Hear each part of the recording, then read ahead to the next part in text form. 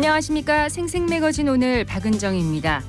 건조한 날씨 속에 지난 주말과 휴일 전국 곳곳에서 산불이 잇따랐습니다. 대구와 경북에서는 보름째 산불 소식이 이어졌는데요. 특히 지난 4일에는 대구 시민들이 즐겨 찾는 앞산에 원인을 알 수 없는 불이나 많은 시민들이 놀라기도 했습니다. 국립산림과학원이 발표한 최근 10년간의 산불 통계를 보면 3월에서 5월 사이에 연중 57%의 산불이 발생하는 것으로 나타났는데요. 날씨가 따뜻해지면서 산을 찾는 사람들이 늘어나고 본격적으로 농사를 준비하기 위한 소각행위가 많아지기 때문으로 풀이됩니다.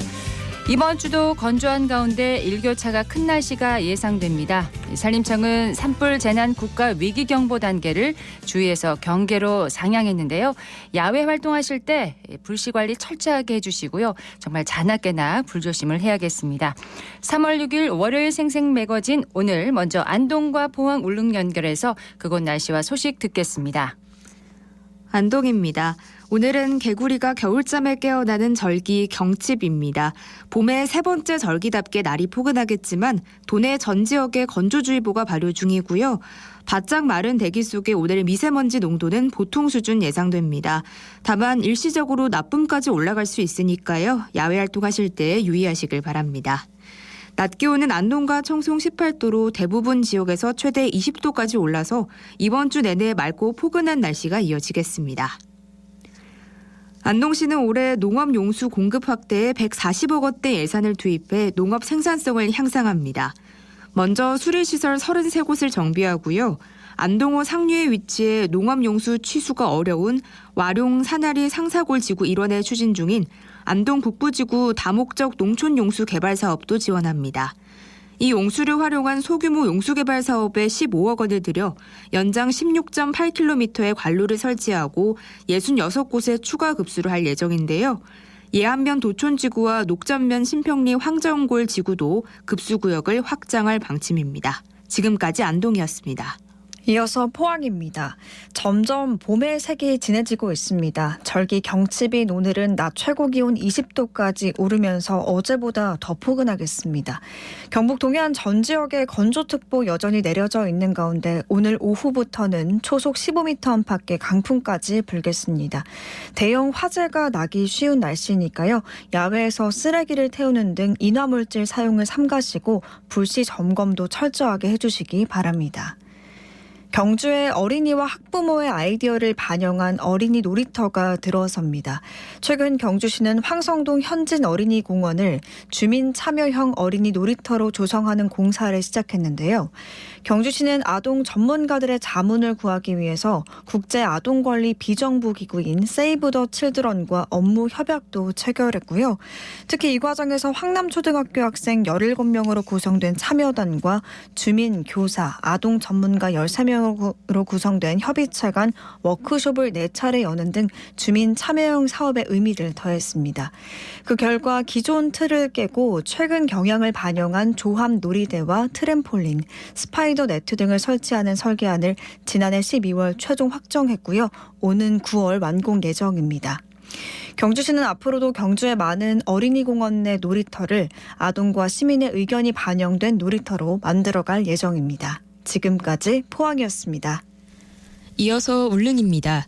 울릉도와 독도는 맑은 하늘 보이고 있습니다. 현재 기온은 어제보다 1도 높은 14도, 습도는 41%입니다.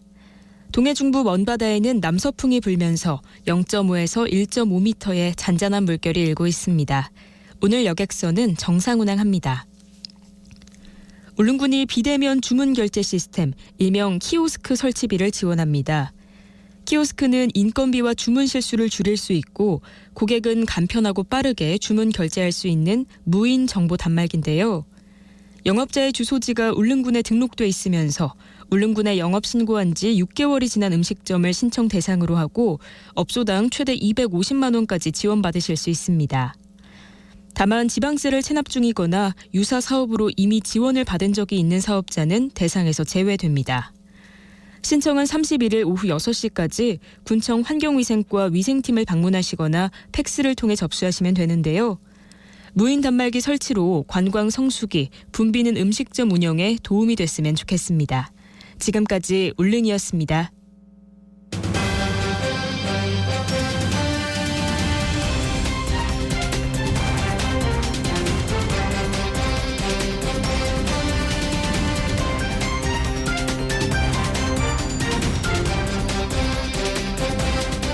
생생매거진 오늘 함께하고 계십니다. 대구시가 지난 2월 중순에 공고한 도시철도 엑스코선 기본계획안에 대한 주민공청회와 설명회가 모두 끝났습니다. 어떤 얘기가 나왔는지 대구교통공사 김정섭 건설본부장 연결해서 들어보도록 하겠습니다. 김 본부장님 안녕하십니까? 예, 안녕하세요. 네, 먼저 엑스코선 기본계획안의 내용부터 좀 간략하게 설명을 해주십시오. 예.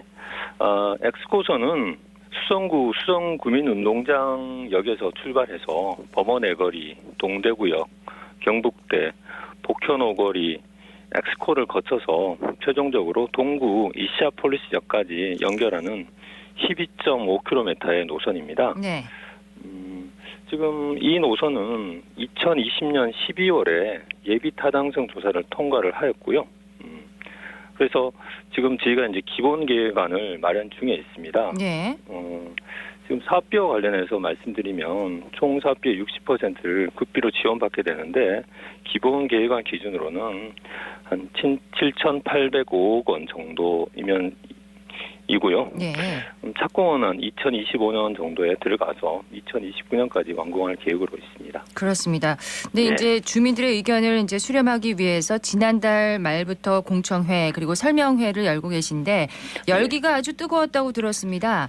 자, 예, 대구 다양한 시민들은 의견들이 많이 나왔습니다. 그렇죠. 예. 일단 엑스코선 기본 계획에 대해서 대구 시민들의 의견을 저희가 들어봤습니다.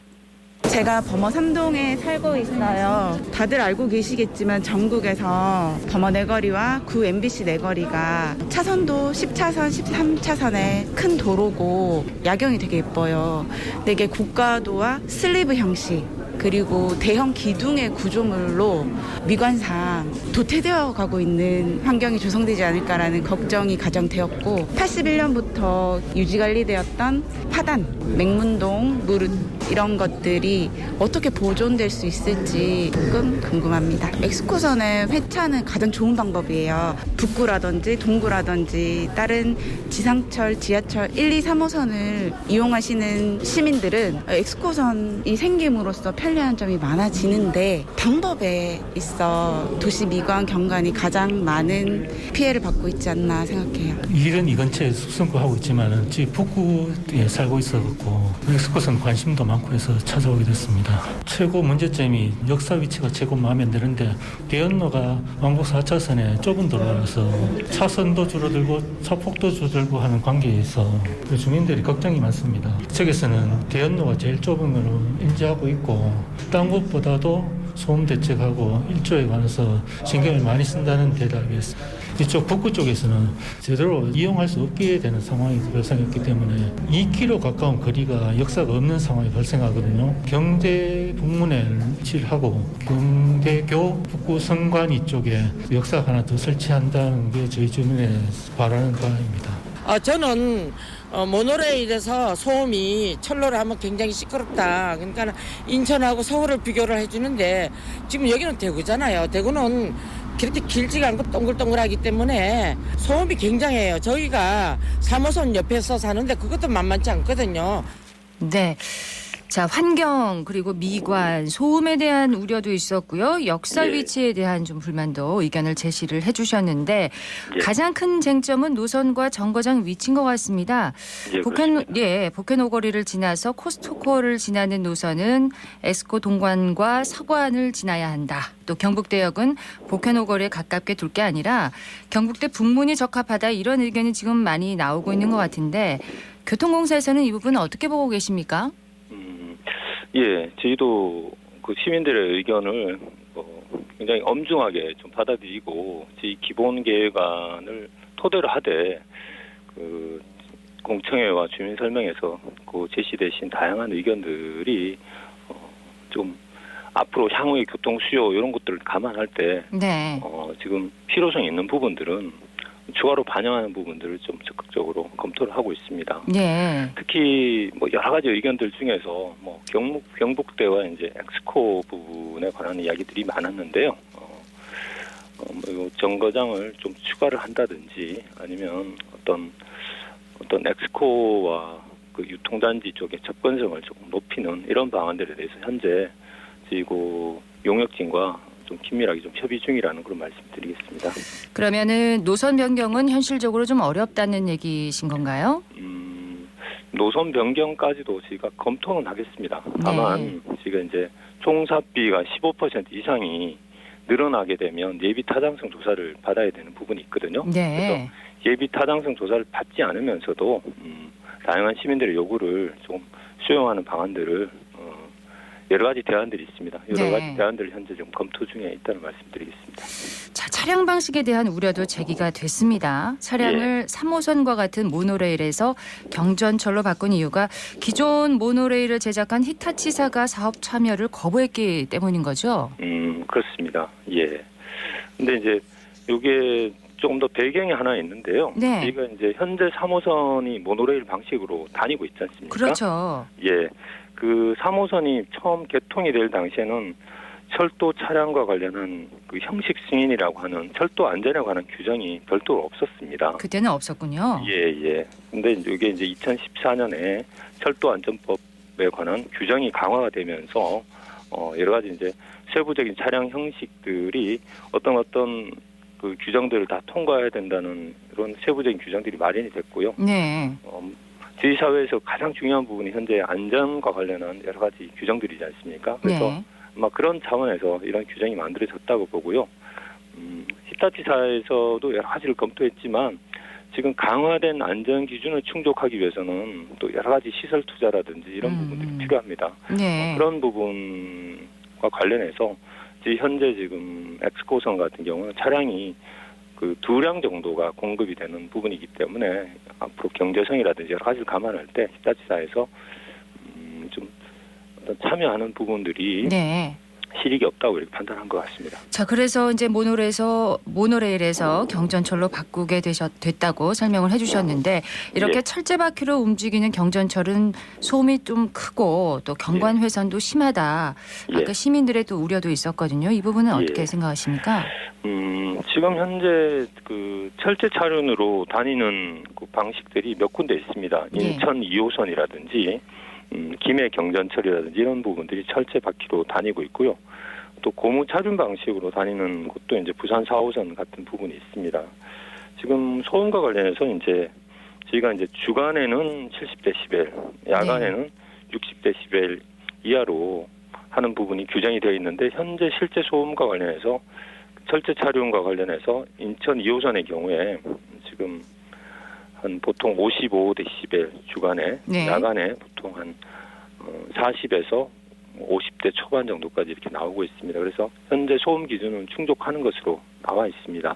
다만 어떤 특정 구간에서 그 소음 부분이 조금 문제가 될 수 있는 구간들은 흡음판이라든지 어떤 보안 장치를 좀 통해서 소음을 좀 최소화하고 그 부분조차 또 문제가 될 경우에는 어떤 특정 구간에 대해서는 방음 터널 같은 거를 구축한다든지 해서 소음 부분에 시민들이 애로를 느끼는 부분이 최소화되도록 하겠습니다. 그리고 레일을 떠받치는 교각이 모노레일보다 훨씬 크다고 들었거든요. 예. 차로가 축소되거나 인도가 더 좁아지는 경우도 혹시 생길 수가 있을까요?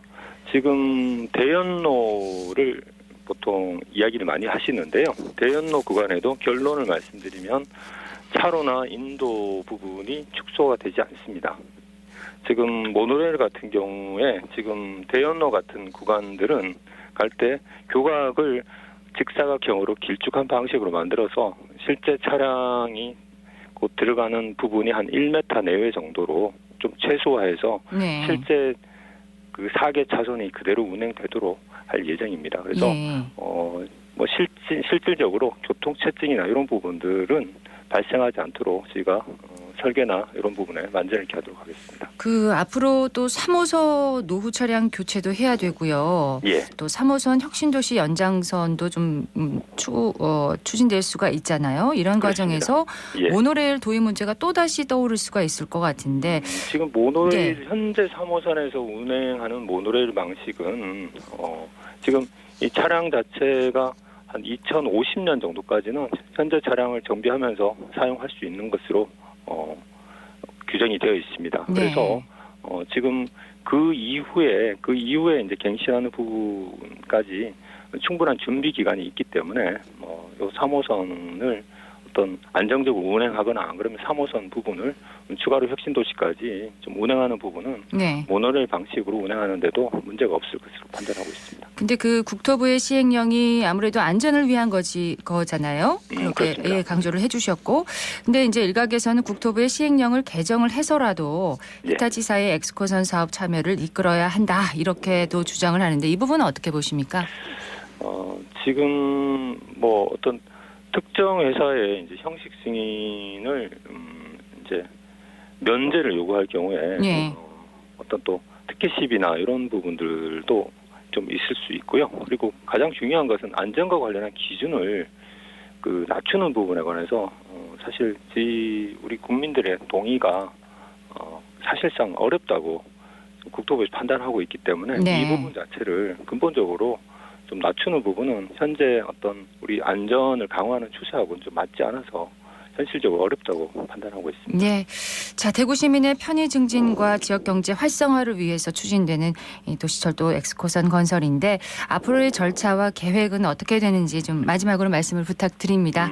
예, 아까 좀 전에 말씀드린 대로 공청회와 주민 설명회에서 나온 다양한 의견들을 저희가 이제 세부적으로 좀 검토 중에 있습니다. 그래서 당초에는 저희가 이제 한 상반기 정도까지 관계부처 협의를 완료를 하고 하반기 정도에 이제 설계를 들어가는 일정을 좀 검토를 했습니다만은 지금 조금 더 이제 충분한 검토가 좀 필요하기 때문에 일정이 약간의 수년은 좀 필요할 것 같고요. 그렇군요. 그래서 저희가 가능하면 예. 상반기 중에 지금 시민들의 다양한 의견들을 좀 모아서 저희가 설명한 기본 계획을 약간 또 조정하는 이 변경안을 좀 네. 마련해서 그 시민들의 동의를 구하고 그 동의를 구한 바탕을 좀 통해서 관계부처 협의를 좀 거쳐서 저희가 설계, 착공 이런 절차들을 좀 밟아가려고 그렇게 계획하고 있습니다. 예. 그 조정안과 변경안에 시민들의 편의와 안전을 최우선해 주시기를 부탁을 드립니다. 예, 그렇게 하겠습니다. 오늘 말씀 고맙습니다. 예. 대구시 교통공사 대구교통공사 김정섭 건설본부장이었습니다.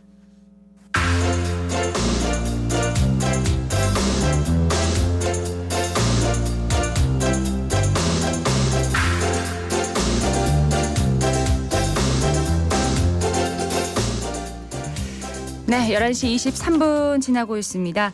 대구를 연고로 하고 있는 프로축구팀 대구FC가 지난 토요일에 2023 시즌 홈 개막전을 열었습니다.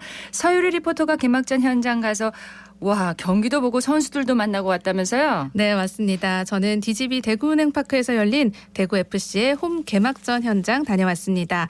경기장에 점점 가까워질수록 대구FC를 상징하는 하늘색 유니폼을 입은 팬들 점점 더 많아졌는데요. 네. 경기에 앞서 고재현, 김진혁 선수 만나서 올 시즌 목표 들어봤습니다.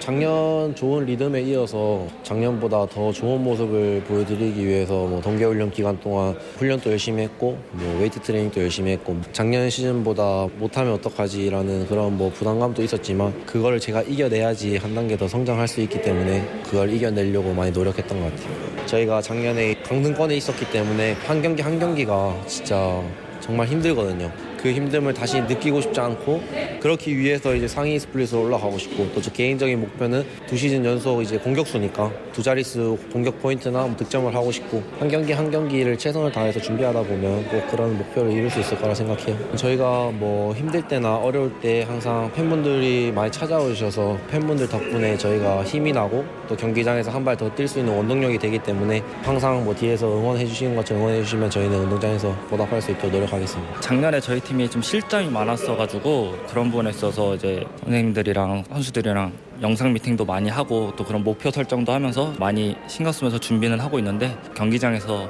결과로 좀 나타낼 수 있도록 해야죠. 제가 작년에 부상으로 인해서 좀 시즌을 제대로 마무리하지 못했는데 올해는 일단 부상 없이 끝까지 시즌을 잘 마무리하는 게 제 개인적인 목표고 팀적으로는 상위 스플릿이라는 목표를 가지고 팀 실점도 40실점 미만으로 이렇게 하자고 목표 설정을 했습니다.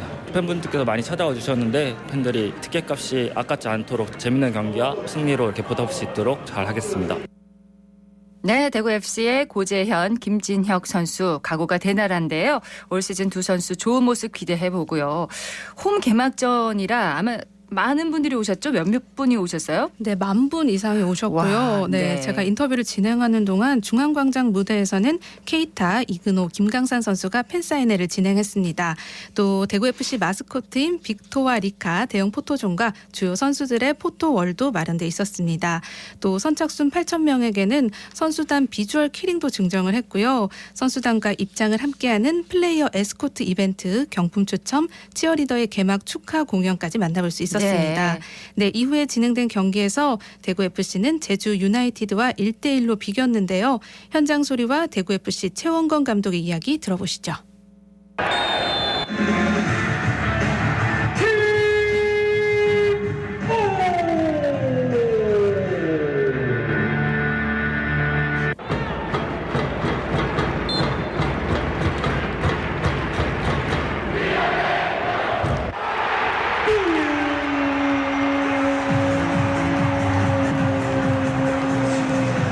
델팡의 하늘빛 첫 번째 골은 99번 바셀루스. 첫 번째 골의 주인공은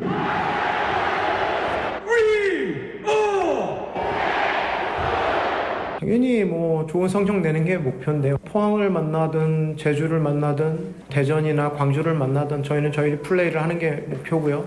매 경기 끝까지 뭐 최선을 다해서 이길 수 있는 경기 하는 게 일단 저희 팀의 목표라고 생각을 합니다. 그리고 사실 저희 팀의 키 플레이어는 뭐 아시다시피 세징야 하지만 모든 선수들에게 또 기대를 하고 있기 때문에 또 새로운 키 플레이어가 좀 나왔으면 좋겠습니다. 그러니까 제주에서 선취골을 넣었고 후반전에 이제 대구가 동점골을 넣은 거네요. 네, 맞습니다. 후반 23분 대구 세징야가 상대 골문 앞에서 드리블하다 넘어졌고요. VAR 판정 후에 페널티킥을 얻어냈습니다. 키커로 나선 바셀루스는 파넨카킥으로 K리그 데뷔골을 넣으면서 2023 시즌 대팍의 첫 골 주인공이 되기도 했습니다. 네, 정말 기분이 좋았을 것 같은데요. 네. 무승부로 양팀 모두 승점 1점씩을 가져가며 대구FC의 홈 개막전 경기는 끝이 났습니다. 하지만 이게 끝이 아니죠. 경기 이후에는 대구의 대표 이벤트로 자리 잡은 퇴근길 팬 서비스도 진행이 됐습니다. 끝난 게 아니네요. 네, 끝나도. 끝난 게 아닙니다. 선수들은 기다리고 있던 수많은 팬들에게 사인도 해주고 또 사진도 함께 찍으면서 다음 경기 승리를 기약했는데요. 팬들의 이야기 들어보시죠. 강호영이라고 합니다. 예전에 이제 동성로에서 이근호 선수랑 이렇게 팀 사인회하는 걸 보고 그때부터 좋아했는데 FA컵 결승 이후로는 거의 꾸준히 오고 있거든요. 항상 올 때마다 되게 설레고 기본적으로 대구FC 선수들은 다 좋아하고 세징야라든가 뭐 이근호 입고 있는 장성원, 현풍고 출신 오호성 선수부터 다 좋아합니다. 매 경기 다 이길 수는 없지만 항상 열심히 뛰는 모습을 보고 그렇게 또 팬이 되었는데 부상 없이 마지막까지 좋은 결과를 얻었으면 좋겠습니다. 대구FC 화이팅! 정승현이라고 합니다. 비겨가지고 조금 아쉬웠는데 페널티킥 넣을 때랑 너무 멋있었어요. 처음에 공이 떴을 때 못 넣을 것 같았는데 넣어가지고 1대1 된 게 너무 좋았어요. 다치지 말고 안전이 제일 우선이니까 몸 관리 잘 해주시고 저희들이 또 계속 응원하고 있으니까 이제 앞으로도 저희들 응원 받고 이제 열심히 훈련해 주셨으면 좋겠습니다. 저는 홍철 선수를 좋아하게 됐습니다. 좌측 이제 수비로서 되게 열심히 뛰어주시고 무엇보다 이제 킥 능력도 뛰어난 선수이기 때문에 지난 시즌 대구로 이적을 하면서 그때부터 이제 또 빠지게 됐습니다. 홍철 선수 3월 19일 전북전 때는 부상을 털고 돌아오셨으면 좋겠습니다. 대구FC 화이팅! 오늘 재밌었어요. 재밌었어요? 바르셀로 PK 골이 환상적이었어요. 우리 친구가 그럼 평소에 좋아하는 선수 있어요? 세징야랑 에드가요. 골 잘 넣고 잘생겼어요. 세징야 선수 사랑해요. 대구FC 화이팅! 네, 대구FC의 다음 홈 경기는 3월 19일 전북 현대전입니다. 따뜻한 봄날 축구장 찾아보는 것도 좋겠고요. 올 시즌 대구FC의 눈부신 활약 기대해봅니다. 네, 갑자기 가슴이 뛰네요. 네, 그렇습니다. 축구장도 한번 가봐야겠습니다. 서유리 리포터 소식 잘 들었습니다. 네, 고맙습니다.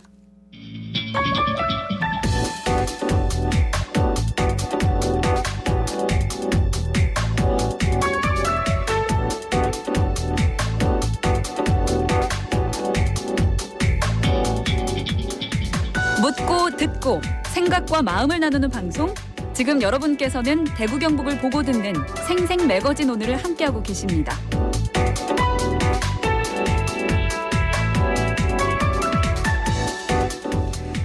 생생매거진 오늘 함께하고 계신 지금 시각 11시 30분 지나고 있습니다. 기자의 눈으로 지역의 현안과 이슈를 들여다봅니다. 매일신문의 최원영 기자와 함께합니다. 어서 오세요. 네, 안녕하세요. 자, 오늘 장기 미집행 공원에 관한 내용을 준비를 하셨는데 우선 장기 미집행 공원 개념부터 좀 짚어주세요. 예, 장기 미집행 공원 말 그대로 이 행정기관이 공원으로 이제 지정한 뒤에 오랫동안 공원 조성 사업을 진행하지 않아서 사라지게 되는 이제 도심 녹지를 뜻하는데요. 네. 지방자치단체가 공원 부지 중에서 이제 사유지를 강제 수용하거나 협의 매수해서 공원으로 조성하는 것을 이제 장기 미집행 공원 조성 사업이라고 부릅니다. 이 장기 미집행 공원 조성이 지난 2020년 7월 1일 헌법재판소 결정에 따라서 이 도시공원 일몰제 시행되면서 이제 지자체의 숙제로 떠올랐는데 네. 이 공원 설립을 위한 도시계획 시설로 지정을 해놓고 실제로 조성하지 않는 경우에는 공원 부지에서 해제되기 때문입니다. 그래서 대구를 비롯한 전국 지자체가 도심 녹지를 지키려고 2019년 당시부터 토지 보상에 본격적으로 나섰습니다. 그럼 지금 토지 보상이 어느 정도 된 건가요? 예, 대구시의 장기 미집행 공원 조성 사업과 관련한 토지 보상은 현재 80% 수준으로 이 마무리 수순에 접어들었습니다. 그런데 토지 보상 관련 예산이 당초 목표보다 2천억 원 넘게 증가했고 매입 면적은 오히려 줄어든 것으로 확인되면서 이 대구시 재정 부담이 커질 거란 우려와 함께 난개발 문제도 지금 제기되고 있습니다. 예산이 얼마나 늘었나요? 예, 대구시는 지난 2019년 이 장기 미집행 공원 조성 사업 예산으로 4,400억 원 지방채를 포함한 4,846억 원의 예산을 책정을 했습니다. 네. 그런데 시간이 지나면서 이 토지 가격이 꾸준히 올랐고 대구시는 그간 732억 원의 지방채를 추가 발행했고 시비는 한 1,500여억 원 더 투입했습니다. 더 투입한 거죠? 예. 그래서 장기 미집행 공원 부지 매입에 든 지방채만 보면 이 5천억 원이 훌쩍 넘는데요. 이걸 대구시 인구로 나눠보면은 이 도심 녹지를 지키는데 대구 시민 한 명당 21만 7천 원씩 빚이 지어진 셈이 됐습니다. 그렇군요. 예.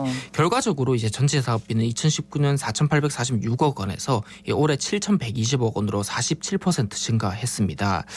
당초 부동산 업계 관계자들하고 이 도시계획 전문가들이 대구시 예산보다 최대 2천억 원에서 3천억 원 정도 이 추가 비용이 필요할 가능성이 크다 이렇게 네. 걱정을 했었는데요.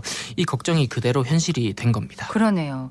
범어공원 보상이 이 장기 미집행 공원 조성의 핵심이었죠? 맞습니다. 이 대구 장기 미집행 공원 20곳 있는데 이 중에서 핵심이 이 방송국 인근의 범어공원이었어요. 예.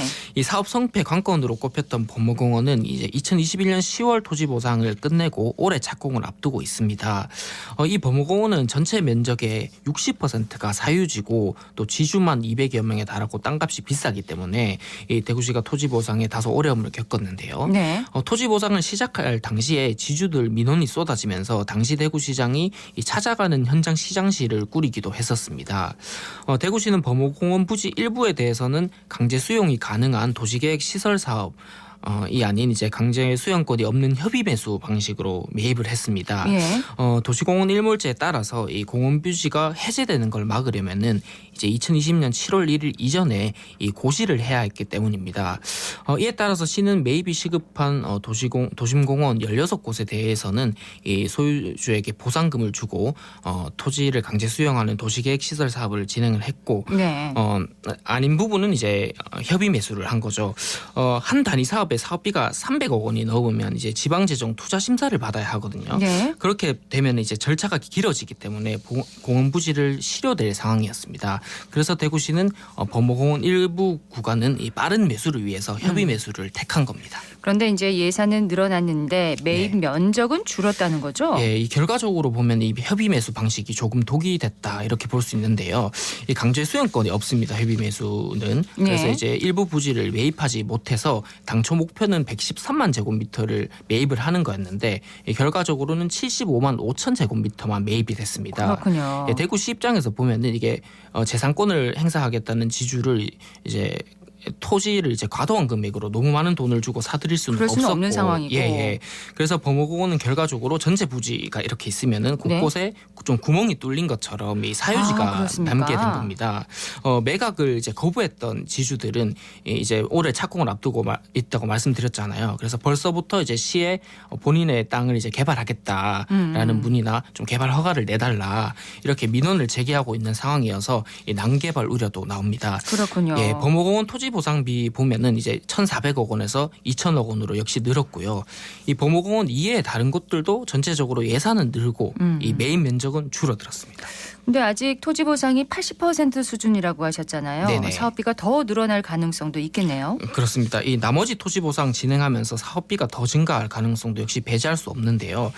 현재 토지 보상이 완료되지 않은 공원은 8곳인데 네. 이 진행 상황에 따라 뭐 이의 제결이나 행정 소송까지 가면 이 감정 평가를 다시 해야 하는 경우가 생길 수도 있습니다. 나머지 이제 12곳에 대해서도 이제 아직 보상 절차가 이제 진행이 되고 있고요. 네. 대구시 관계자는 이 현재 사업비 내에서 토지 보상을 모두 마무리할 계획이지만 이 사업비가 더 늘어날 가능성도 있다고 이제 사업비 증가 가능성을 부인하지는 않았습니다. 하지만 이 장기 미집행 공원 조성은 좀 도심 속 공원을 지킨다는 측면에서 그렇죠. 좀 바라봐야 달라 이렇게 얘기를 했습니다. 근데 이렇게 지자체 부담이 큰 사업은 정부에서 좀 지원을 해줘야 되지 않을까요? 그렇죠. 근데 이제 정부 지원은 좀 미미한 실정인데요. 네. 예, 전국 지자체들은 이 2020년 7월 1일 시행된 도시공원 일몰제 앞두고 좀 막대한 재원을 들여서 부지를 사들여야 하는 상황에 직면을 했을 거 아닙니까? 그렇죠. 그래서 공원 부지로 묶인 사유지를 그대로 방치하면 난개발이 불가피하기 때문인데 그래서 이제 중앙 정부에다가 좀 국비 지원을 좀 해달라 이렇게 네. 얘기를 했는데 받아들여지지 않았습니다. 네. 그렇군요. 정부 지원이 있기는 있는 건가요? 예, 정부 지원은 지방채 이자 일부 지원에 그쳤는데 그마저도 지자체가 요구했던 100% 이자 지원은 받아들여지지 않았고 이제 70% 지원에 그쳤습니다. 그런데 이제 사유지 매입에 오랜 시간이 소요되면서 이제 비용이 눈덩이처럼 불어났습니다. 그렇죠. 그래서 이 70% 이자 지원도 조금 이제 생산력에 불과한 실정이 됐고 안 그래도 비투성인 대구시 재정에 조금 악영향을 미치게 됐습니다. 네. 자, 감면을 한다고 네. 해도 좀 이자 부담이 있겠네요. 예, 올해 대구시가 부담해야 하는 이제 연간 이자만 해도 약 100억 원인데 이 중에 정부 지원 70%를 빼면 30억 원 규모가 됩니다. 그래서 보상비 증가에 따라서 이게 2019년 당시 예상했던 87억 원보다 이자 부담이 더 늘었고요. 네. 그래서 대구시는 이제 최초 발행한 지방채 이자 지원 기간이 5년이거든요. 이게 곧 도래합니다. 그래서 기한 연장이 절실하다 이렇게 호소를 했고요. 예. 이게 전체적으로 보면 도시공원 일몰제 취지에만 좀 집중한 나머지 이 지방자치단체의 부담을 국가가 어떻게 덜고 이런 것들에 대한 정부 차원의 충분한 논의가 좀 이뤄지지 않았다라는 지적이 지금 나오는 대목입니다. 일몰제 취지를 좀 살리기 위해서 정부 차원의 좀 도움과 지원이 좀 필요하겠는데요. 네. 일단 시급한 건 이자 지원이 그렇죠. 종료된다는 거니까 네. 이거라도 당장 좀 연장을 늘리는 하든지. 예. 그런 좀 안이 필요할 것 같습니다. 예. 대구시 장기 미집행 공원 예산이 2천억 원 증가했고 재정 부담이 현실화했다는 오늘 최 기자의 눈 함께했습니다. 매일신문의 최원영 기자였습니다. 고맙습니다. 네, 감사합니다.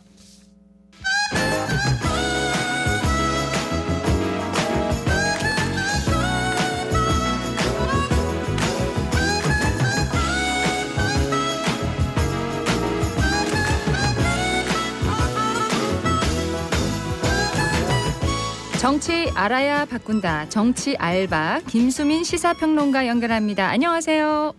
네, 반갑습니다. 반갑습니다. 자, 오늘 정부가 일제 강제동원 피해자 손해배상에 대한 해법을 발표합니다. 한일 관계를 개선하겠다는 정부의 의지가 확고하지만 피해자 측의 반발을 포함해서 반대 여론도 지금 상당할 것으로 보입니다. 네, 정부 방안을 살펴보면 한국사법부가 일본 가해기업에게 배상 판결을 내린 바가 있는데요. 네. 이것을 행정안전부 산하 일제 강제동원 피해자 지원재단의 국내 기업이 낸 기부금으로 피해자들에게 대신 지급한다라고 하는 방안입니다. 일본 정부는 기시다 총리가 김대중 오부치 선언을 계승한다는 입장을 밝히고 양국의 대개단체인 한국전경련, 일본 게이단렌이 청년과 미래세대 지원하는 별도의 기금재단을 마련한다는 계획인데요. 네. 그런데 이 일본 기업이 마련할 기금은 강제동원과는 무관한 것입니다. 또 법적 배상을 강행할 경우에 한일 관계가 악화된다고 우려해왔던 사람들도 가해 기업이 사과는 해야 된다, 또 도의적 지원은 해야 된다고 요구를 해왔는데요. 이런 마지노선에는 못 미친다는 지적이 나올 것으로 보입니다. 예. 또 반대 여론으로 후일 합의가 뒤집히는 한일 위안부 합의처럼 이완의 합의가 될 수도 있다는 우려도 나오고 있는데요. 그렇게 되지 않으려면 일본 가해 기업의 사과, 도의적 지원 이런 것들이 따라줘야 할 텐데 네. 현재로서는 확정된 바는 전혀 없습니다. 사과조차도 하지 않고 우려되는 있죠. 상황입니다. 예. 자, 다음은 국가수사본부장에서 사퇴한 정순신 변호사 논란 소식입니다. 정 변호사 자녀의 학폭 문제가 KBS에서 이제 보도됐었는데 당시 서울중앙지검에서 함께 근무했던 윤석열 대통령과 한동훈 법무부 장관이 이를 몰랐었는지에 대해서 지금 의구심이 가라앉지 않고 있어요. 네, 통상적으로 이런 경우에 검찰 내에서 정보 파트가 확인을 해서 문서가 아니라도 구두로라도 보고했을 가능성이 높다라는 지적이 있습니다. 예. 게다가 정보 파트는 특수부 산하의 수사관들이 맡고 있고 특수부는 3차장 산하인데 당시에 3차장 서울중앙지검에서 한동훈 장관이 맡고 있었습니다. 예. 또 주간조선의 경우는 당시 일반직 사이에서도 소문이 많이 났었다라는 증언을 보도를 했는데요. 정말 몰랐다면 통상적 수준의 보고 체계가 당시에 작동하지 않았다라고 지적할 수밖에 없겠습니다. 이게 뼈아픈 부분은 윤석열 대통령이 검찰총장 시절에 예. 대검찰청에서 판사 성향의 문건을 작성을 했던 적이 있습니다. 누가 농구를 잘한다 이런 내용까지 담겨져 있었는데 정작 검사 내부 문제에서는 이런 동향 분석이라든지 이런 것들이 작동을 하지 않은 것이죠. 그리고 또 짚어야 될 것이 정순신 변호사가 서울중앙지검 인권감독관으로 있다가 2019년 7월에 차장 검사로 창원지검으로 영전성 인사를 했던 적이 있습니다. 네. 당시에 문재인 정부였었는데 초창기만 해도 윤석열 총장 신임을 했었고 윤 총장이 주도한 인사를 덜컥 수용을 한 것이 아닌가 이 점까지도 짚어야 될 것 같습니다. 예. 인사검증을 좀 제대로 해야 되겠습니다. 자, 이번 주로 다가온 국민의힘 38 전당대회 소식 다뤄보겠습니다. 어제까지 사흘 동안 모바일 투표를 했는데 그 결과 투표율이 47.51%로 역대 최고치를 기록했습니다. 높은 투표율, 현재 판세에서는 어떤 영향을 끼칠까요? 네, 오늘하고 내일 ARS 투표까지 마저 해야 되기 때문에 투표율은 더 올라갈 것으로 보여지고요. 네. 보통의 정당 경선은 투표율 50%를 넘기가 어려웠던 것이 현실인데 투표 열기가 상당히 높다라고 볼 수가 있겠습니다. 하지만 누가 더 유리한지는 알 수가 없습니다. 예를 들면 과일 바구니에 과일이 많이 찼다. 이걸 가지고 사과가 더 많은지 귤이 더 많은지 장담을 할 수 없는 것처럼 어느 쪽이 더 투표를 했는지는 개표하기 전까지는 알 수 없는 부분이겠고요. 다만 좀 더 희망을 가져보는 것은 김기현 의원과 같은 선두주자가 아니라 후발주자들일 것이라고 봅니다. 후발주자들 입장에서는 투표율이 낮으면 조직화 수준이 높은 쪽이 유리하지만 투표율이 높을 경우는 조직화 수준이 낮은 유권자도 추가 참여했다라고 해석을 할 수 있기 때문이겠죠. 그렇군요. 예, 근데 물론 김기현 후보 입장에서는 조직력이 더 발휘가 돼서 지지자들이 더 많이 동원됐다 이렇게 또 해석을 할 수는 있을 것 같습니다. 예. 전당대회에 출마는 안 했는데 조명을 받고 있는 두 정치인이 있습니다. 홍준표 대구시장과 또 이준석 전 대표인데 두 사람이 설전을 주고받았어요.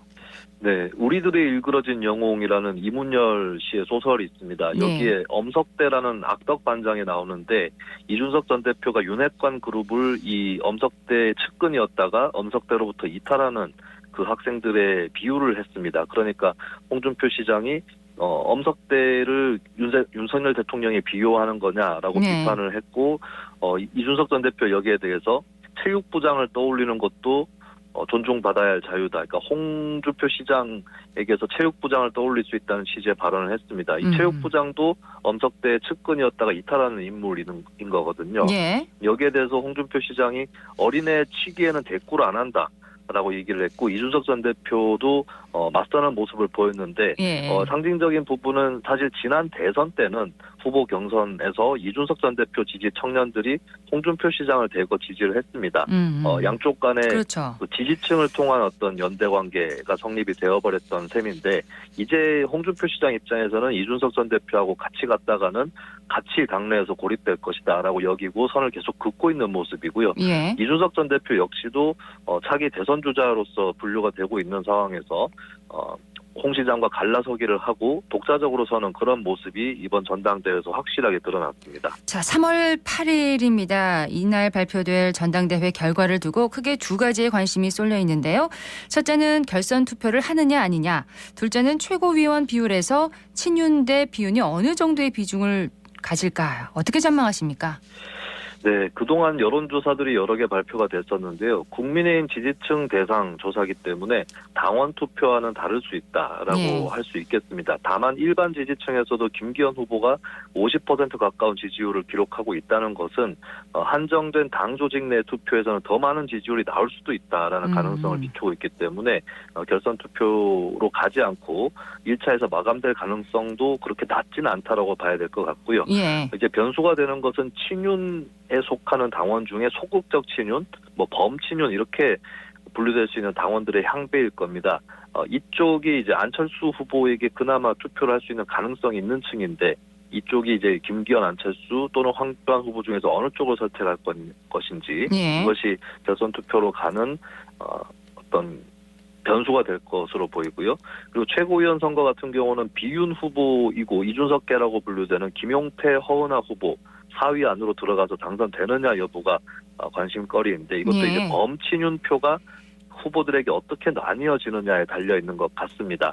1, 2위 후보에게 범친윤 표가 쏠리게 되면 김용태, 허은하 후보가 3, 4위로 안착할 가능성이 높아지고 1위에서 4위 정도까지 고르게 나뉘어질 경우는 친윤 계열이 석권할 가능성이 높다 이렇게 볼 수 있겠습니다. 그리고 전당대회 막바지에 나온 보도가 좀 심상치가 않은데요. 대통령실 관계자가 당원에게 김기현 후보 홍보물의 전파를 요청했다.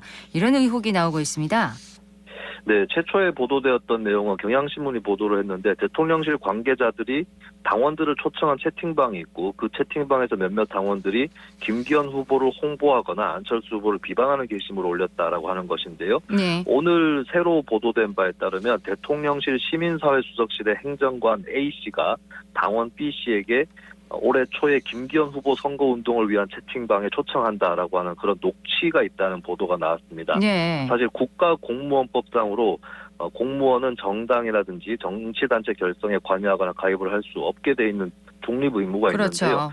네, 여기에 대해서는 이제 당내 선거는 괜찮다라고 하는 주장도 있지만 국민의힘 당원 당규에 따르면 당원이 아닌 사람은 선거운동을 할 수 없게 돼 있습니다. 이런 부분이 이제 선거 부정에 해당할 수 있다라고 하는 이런 의혹이 막판에 불거진 것 같고 일단은 철저한 진상조사가 필요하지 않나 이렇게 보입니다. 자, 이번에는 더불어민주당 소식을 보겠습니다. 지난주에 이재명 대표 체포 동의안에 대해서 민주당 내 상당한 이탈 표심이 확인됐었는데 자, 이재명 대표의 강성 지지층이 이탈 의원을 색출하겠다면서 명단을 게시하는 등 당 내홍이 지금 거세게 일어나고 있어요. 네, 이재명 대표가 자제를 호소를 했는데요. 적극성이라든지 진정성에는 아직 의구심이 있는 것 같습니다. 자제 메시지를 살펴보면 찬성을 안 했는데 찬성했다고 누명을 쓰는 것에 대한 우려는 나와 있지만 찬성 의원에 대한 존중이라든지 설득 노력들 이런 것들 아직 담보되지 않은 상황이라고 보여지고요. 그리고 한간에서는 민주당 권리당원의 공천 경선 반영 비율을 올린다라고 하는 그런 소식도 나오고 있는데 이것은 이제 비명계 입장에서는 강성 지지층을 동원해서 공천에서 떨어뜨리려는 거 아니냐라는 메시지로 읽혀서 더욱 내홍이 심화될 수 있는 그런 가능성이 있겠습니다. 현재 여론조사 추이를 보면 민주당 지지율이 저하 흐름이 있고 국민의힘과 차이가 벌어지는 조사들이 나오고 있고 또 호남에서도 지지율이 좀 높지 않은 그런 상황인데요. 일단 이것을 수습하지 않으면 이재명 대표 사법 리스크가 민주당에 끼치는 악영향 커질 것이다. 이렇게 분석할 수 있겠습니다. 자, 지난주에 이재명 대표 첫 재판 출석이 있었습니다. 공직선거법상 허위사실 공표 혐의에 관련된 재판이었는데 검찰과 이재명 대표 첫 대결 좀 정리를 해 주시죠. 네, 허위사실 공표 혐의는 두 가지인데요. 첫 번째는 성남도시개발공사 처장을 지냈던 고 김문기 씨 대선 기간 중에 사망했었는데 이 대표가 성남시장 재직 시에는 몰랐다라고 발언을 한 것. 그리고 두 번째는 백현동 개발에서 용도 변경에 대해 경기도 국감에서 2021년에 밝히기를 국토부 협박 때문에 어쩔 수 없이 했다는 취지의 발언을 한 것이 있습니다. 일단 첫 번째를 보면은 김문기 씨에게 업무 보고를 받거나 또 그와 같이 이재명 당시 시장이 골프를 친 적이 있다. 이것이 검찰이 문제 삼은 부분인데요. 네. 이재명 대표 측에서는 알았다 몰랐다는 주관적인 것이고 또 본 적이 있다고 해서 알았다는 것은 아니라고 반박을 하고 있습니다. 이 부분에 대해서는 검찰이 좀 더 물증을 제시를 해야 유죄를 입증할 것으로 보이고요.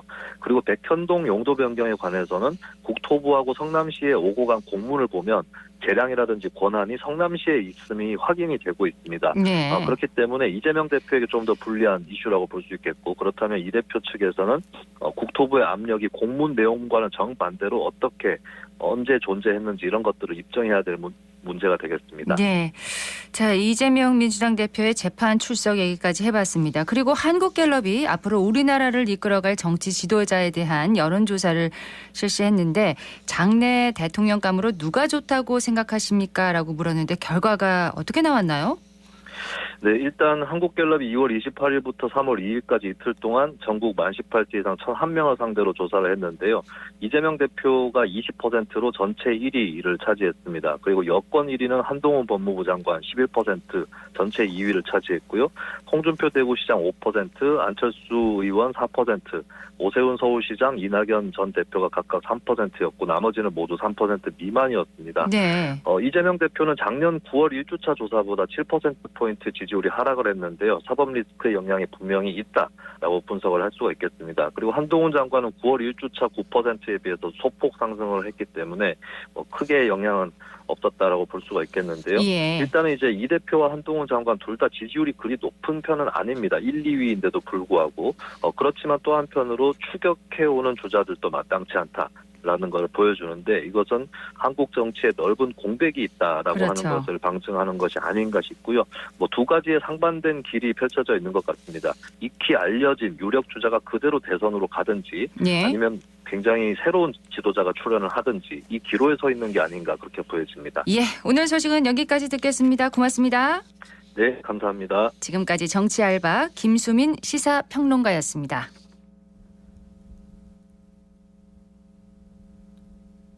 클릭 정보 클릭.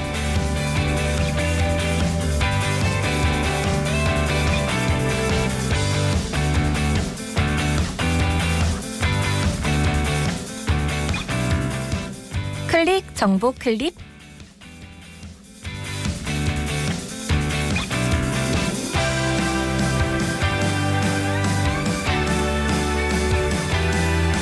개구리야 안녕 하고 인사하는 절기 경칩이 찾아왔습니다. 오늘 낮 최고 기온은 대구 20도로 예상되는데요. 온화한 날씨 덕에 지난 주말에는 가벼운 옷차림으로 나들이를 떠난 분들도 많으셨습니다. 지난주에도 큰 날씨 변화 없이 포근한 봄 날씨 예상됩니다.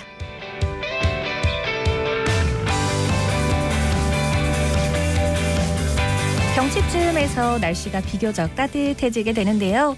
이로 인해 새로운 싹이 돋아나고 동면하던 동물들이 깨어나기 시작합니다. 경칩은 흔히 개구리가 깨어난다고 알고 있죠. 요즘 도심에서 개구리를 보기란 하늘에 별을 따는 것과 같은데요. 대신 두꺼비를 볼 수 있는 곳은 있습니다. 대구 수성구 욱수동에는 1920년대에 자연적으로 조성된 농업용 저수지, 망월지가 있는데요. 매년 2월 중순이 되면 인근 욱수산에서 두꺼비들이 망월지에 산란하기 위해서 내려오기 시작합니다. 두꺼비 1,000마리 이상이 줄지어 망월지로 이동하는 모습은 장관이기도 한데요. 올해는 경칩이 되어도 성체 두꺼비 대이동 소식이 들리지가 않네요.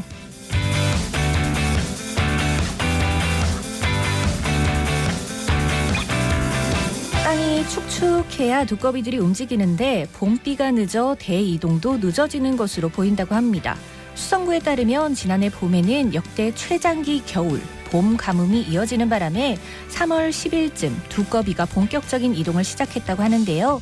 대구 기상청에 따르면 뚜렷한 비 소식이 없어 이르면 3월 중순은 넘어야 두꺼비 대이동을 시작할 것으로 예상하고 있다고 합니다.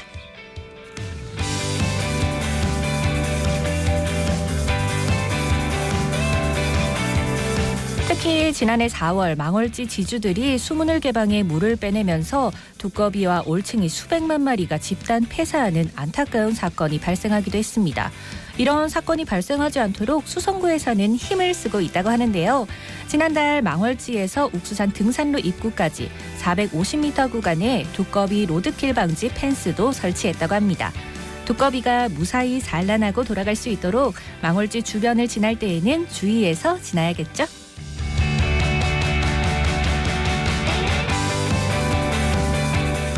지난 주말 대구 중구 경상가명공원에는 봄을 알리는 산수유꽃이 활짝 펴서 시민들을 반겼는데요. 대구 수목원을 기준으로 개나리가 만개하는 날은 3월 27일쯤으로 예상되고 진달래는 하루 늦은 28일, 벚꽃은 4월 5일 활짝 필 예정이라고 합니다. 산림청이 발표한 만개의 기준은 50% 정도 개화가 이루어졌을 때니까요. 코로나로 마스크를 쓰고 맞이했던 봄 내음을 올해는 봄바람 휘날리는 요즘 제대로 맞이해 볼 수 있을 것 같네요.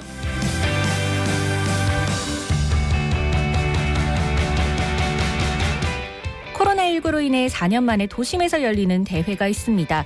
바로 2023 대구 국제 마라톤 대회인데요.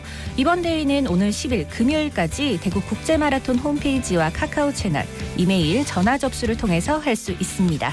도심을 마음껏 달릴 수 있는 기회, 청취자 여러분들의 많은 관심 부탁드립니다. 지금까지 클릭 정보 클릭 윤가영이었습니다.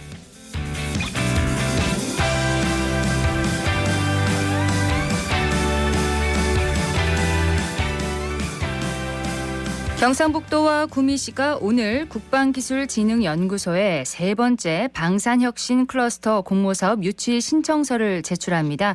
지난 2020년 첫 공모에서는 창원에, 지난해에는 대전에 밀려서 탈락을 했는데요.